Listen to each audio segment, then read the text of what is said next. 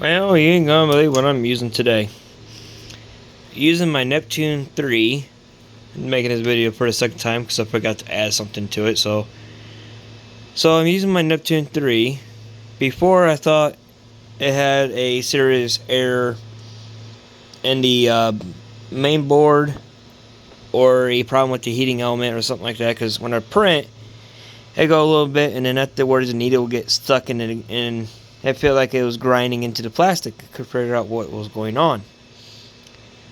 As it turns out, I think what it was, because I had some of the hyperfilament that came with my Creality machine, which I had to spend more money on filament, which sucks, but it is what it is, because the machine, I believe, cannot use regular filament, since it's going at 300 millimeters second speed, or whatever you want to call it, 300 speed.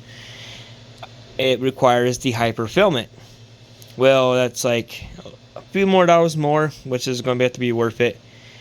And I just sit there like, I think the regular, but nobody really talks about what filament to use. I had to look more into it, see if anybody actually talks about that or not. So with this machine, it is pretty good at making big buildings or bigger stuff, like your helmets, stuff like that, RC stuff. Not really on detail for small things, but it does have great detail. Trust me, it does have great detail when coming to that stuff. But I think I have a bad row of filament, and this is now showing more and more, because this stuff would not stick to this board like I was having with an issue with this part before.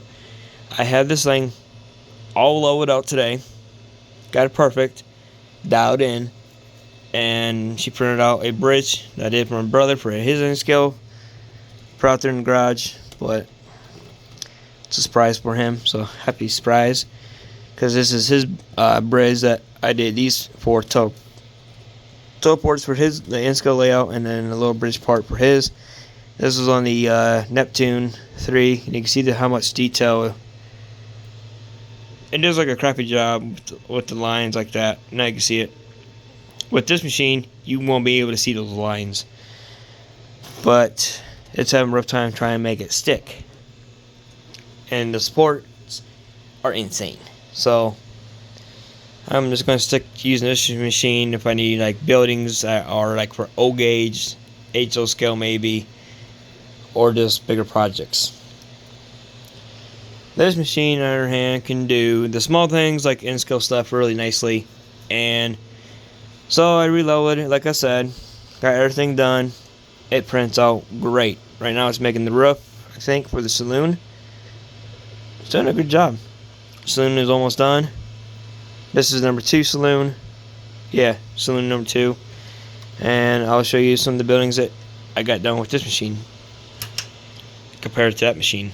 So here's saloon 2, which I gotta be careful because the inner walls are like super thin, and I could literally put my thumb through it, and I don't want to do that. But I did a good job with the Neptune. It did a good job on this one. I'm pretty happy how it came out.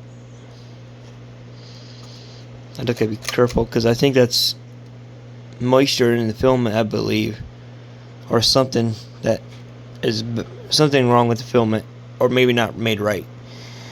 This is what I made on the Creality machine. Words didn't come out. The roof came out crappy looking, but this one came out nice. The stairs came out crappy looking. But hey, I'm going to use that to make it more what I want for modern, to make it look like it's stairs and it's falling apart, for years. Same thing with the building here. It was on the Creality. I think it's too fast. But look at the detail. Pretty nice though, except for the roof without support, because the support for that machine is a nightmare. But you can definitely tell it's got some nice detail in it.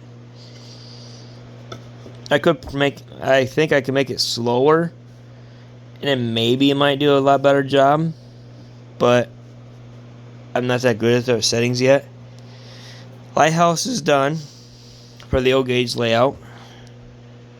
the roof comes off. I took Scotch tape, taped it up around here, and then spray paint the side. That's how I got that nice lovely curve. Painted this all gray, and then took the apple barrel white right here. Took a paintbrush and just go around it real carefully, and then I took a Q-tip because it's water based and tried to clean most of the paint I had. Paint around the window sills, left the window sills white. Paint the doors. Gray ain't the best. It's about the best I could find. I got that at Lowe's. No, I think I got them at Menards actually. Maybe it was Lowe's. Lowe's or Menards. I can't remember where I got the paint now. But it was the closest that I could find. Ace didn't have the gray or the right unique color. So I'll show you what I used real quickly. The best lighting in the world. But this is what I use. Karan.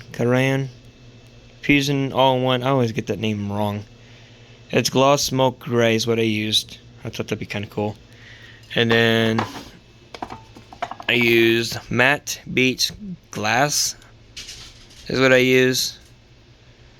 And it works. It works very great, and I love the color on it. Now I just gotta figure out what the color to paint each building. That's gonna be fun.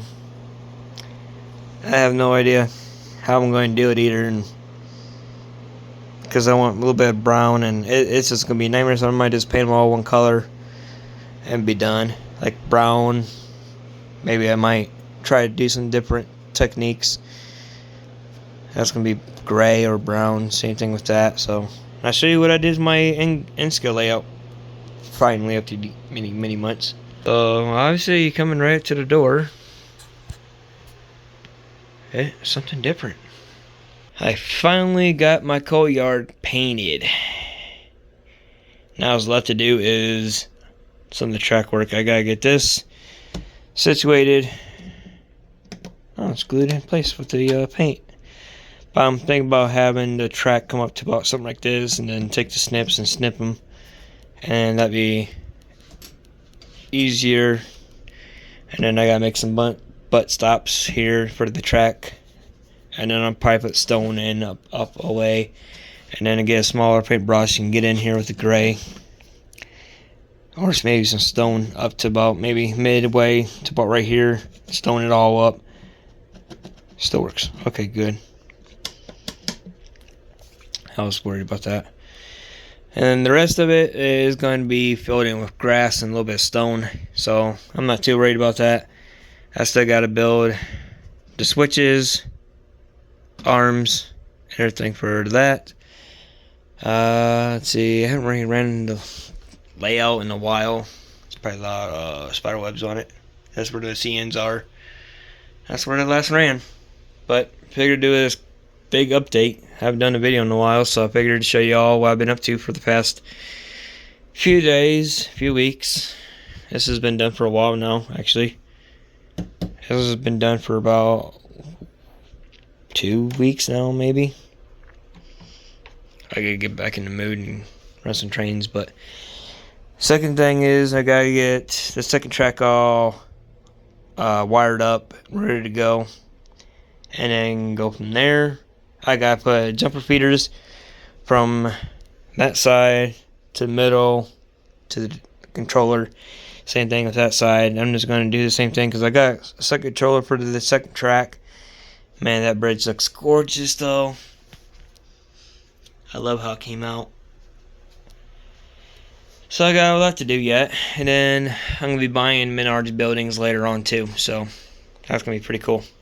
Thanks for watching this update. Hope everybody enjoys, and wish me luck on a lot of new stuff coming